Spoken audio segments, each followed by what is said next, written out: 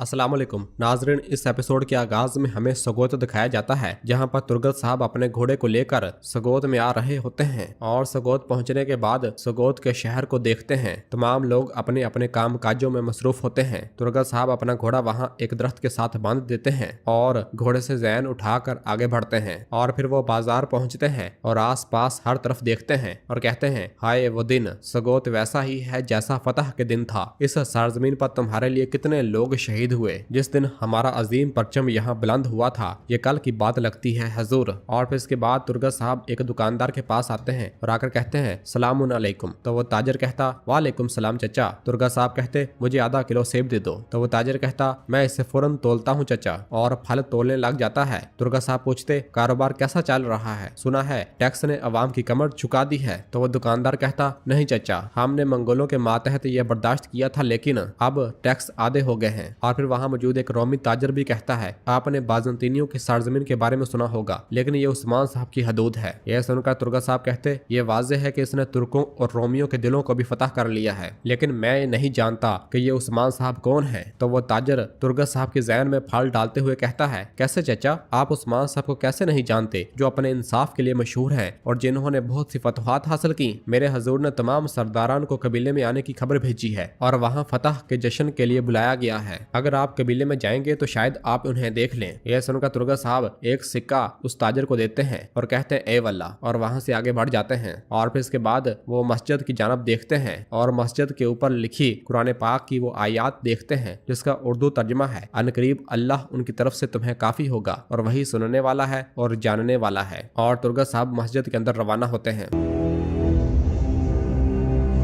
जबकि दूसरी जानब जंगल में हम देखते हैं कि उस्मान साहब की बुलाई गई दावत पर तमाम सरदारान जंगल में से आगे बढ़ रहे होते हैं और उनके साथ एक बड़ा लश्कर होता है। हसन साहब भी उन सरदारों में होते हैं। कोजा सरदार का भाई यगीत साहब भी उन सरदारों में होता है और काफिले की रहनुमाई कर रहा होता है। और जैसे ही काफिला थोड़ा आगे पहुंचता है तो रास्ते में लकड़ियां पड़ी होती हैं और रास्ता बंद होता है। ये देखकर यगीत कहता, सिपाहियों होशियार रहना, ये एक जाल हो सकता है। तो तमाम सिपाही अपने घोड़ों से नीचे उतर कर आगे बढ़ते हैं। और फिर हसन साहब यगीत से कहते, जैसा कि मैंने आपको बताया यही हकीकत है यगीत साहब, उस्मान साहब का दावा बस एक खयानत है। वो इन काफरों के साथ ताउन कर रहे हैं जो हमारी खालें उतार रहे हैं। जिस चीज ने मुझे सबसे ज्यादा तकलीफ दी है वो आपके भाई कोजा साहब थे। वो नहीं देख रहे कि क्या हो रहा है, वो इस गलत रास्ते पर चल रहे हैं जिस पर उस्मान साहब चल रहे हैं। तो यगीत साहब कहते, आह हसन साहब, कोजा पुराने दरख्त के साए में खड़ा नहीं हो सकता क्योंकि कोई नहीं जानता कि ये कब गिर जाए। मैं यहाँ तुम्हें मुलाकात के लिए मदु करने आया हूँ। हसन साहब पूछते, कौन सी मुलाकात, कौन मुझसे मिलना चाहता है? तो यगीत साहब कहते हैं, उलुक चार, वो सिर्फ तुमसे नहीं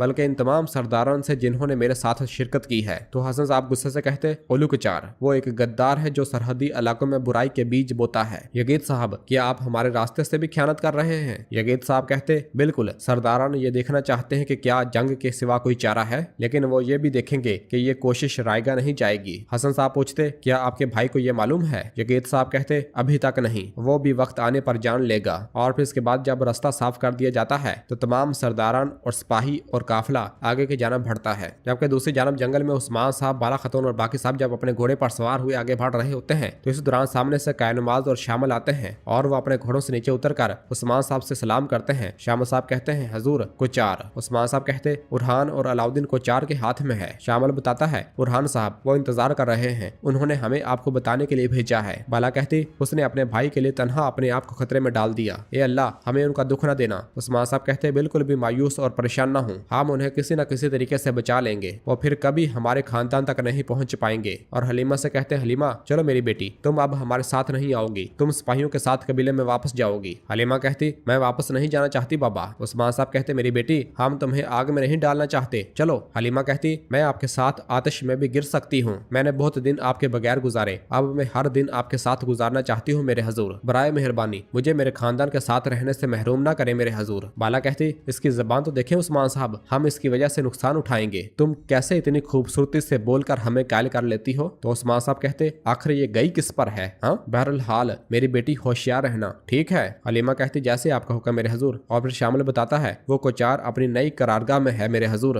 कायनुमाज कहता, करारगाह के इकदामात सख्त है मेरे हजूर। उस्मान साहब कहते, जो होना है हो जाए, इससे हमें कोई फर्क नहीं पड़ता, जब तक जसारत हमारे दिल में और तलवार हमारे हाथ हाथ में है, हमें कोई नहीं रोक सकता। अब उन्होंने हमारे बच्चों के जरिए हमें आजमाया, अब हमारी तलवारें उनका अंजाम होंगी। चलो। और सब वहां से आगे की जानब बढ़ते हैं।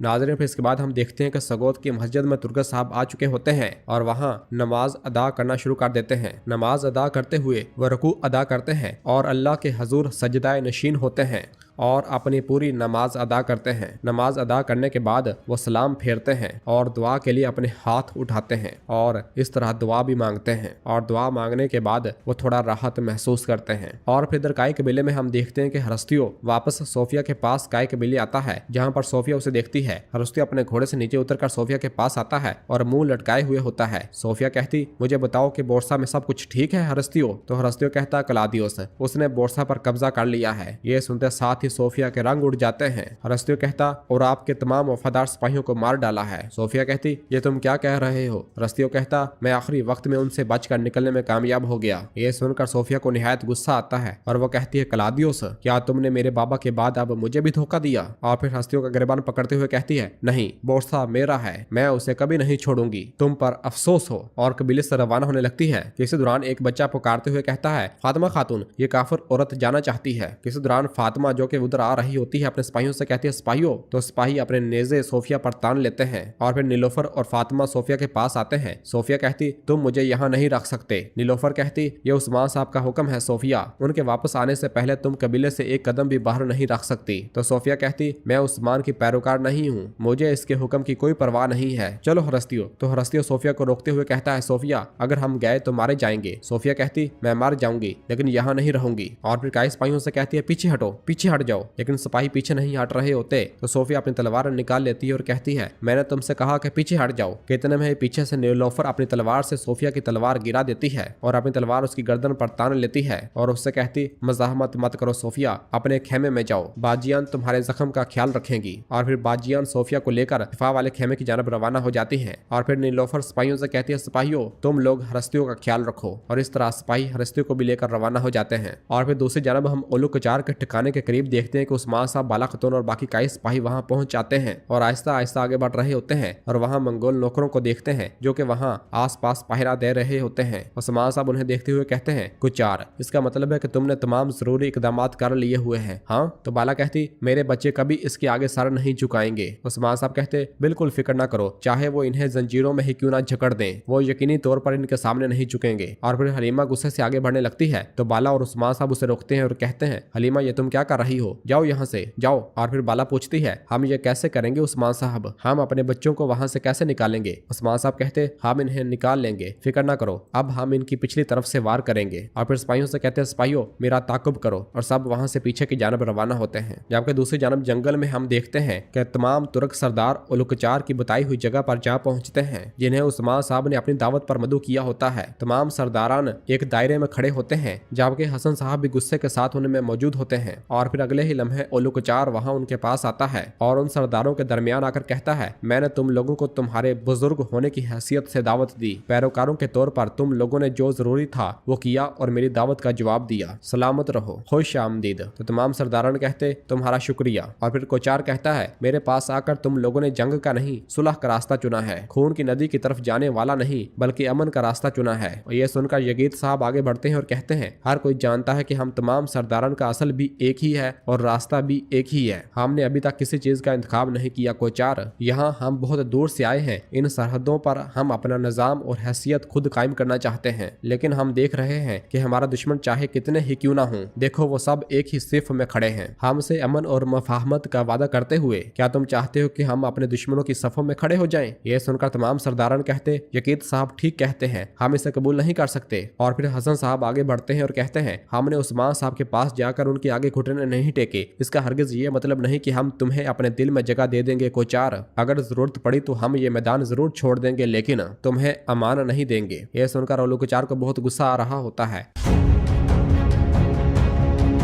और नाजरीन, इसी जगह पर एपिसोड खत्म करते हैं, मिलते हैं बहुत जल्द अगली एपिसोड के साथ। वीडियो को लाइक कर दें और जिन दोस्तों ने अभी तक चैनल सब्सक्राइब नहीं किया वो जल्दी से चैनल सब्सक्राइब कर दें और बेल आइकन यानी घंटी वाले निशान को भी प्रेस कर दें ताकि आने वाला एपिसोड आपको आसानी मिल सके। दुआओं में याद रखें। अल्लाह हाफिज।